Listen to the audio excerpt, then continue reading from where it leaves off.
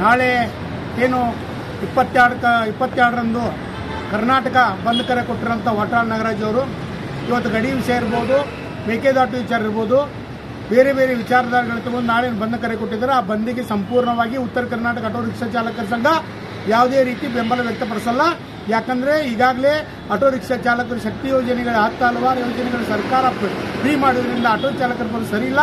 ಯಾಕಂದರೆ ಇಲ್ಲಿ ಉತ್ತರ ಕರ್ನಾಟಕ ಭಾಗದಲ್ಲಿ 10 ಹಲವಾರು ಹೋರಾಟಗಾರರನ್ನ ಯಾವುದೇ ರೀತಿ ವಿಶ್ವಾಸಕ್ಕೆ ತಗೊಳ್ಳಾರದೆ ಮಾನ್ಯ ವಾಟಾಳ್ ನಾಗರಾಜ್ ಅವರು ಕರ್ನಾಟಕ ಬಂದ್ ಕರೆ ಕೊಟ್ಟಿದ್ದಾರೆ. ಆ ಬಂದಿಗೆ ಯಾವುದೇ ರೀತಿ ಉತ್ತರ ಕರ್ನಾಟಕದ ಆಟೋ ರಿಕ್ಷಾ ಚಾಲಕರು ಬೆಂಬಲ ಇಲ್ಲ. ಯಾಕಂದರೆ ನೀವು ಬೆಂಗಳೂರಲ್ಲಿ ಕೂತ್ಕೊಂಡು ಬಂದ್ ಅಂದರೆ ಅದಾಗೋದಿಲ್ಲ. ನೀವು ಇಲ್ಲಿ ಹುಬ್ಬಳ್ಳಿಗೆ ಬಂದು ಎಲ್ಲ ಹೋರಾಟಗಾರನ ವಿಶ್ವಾಸಕ್ಕೆ ತಗೊಂಡು ಒಂದು ಬಂದ್ ಕರೆ ಕೊಟ್ಟಿದ್ರೆ ಅದು ಬಂದಲ್ಲಿ ಯಶಸ್ಸಾಗ್ತಿತ್ತು.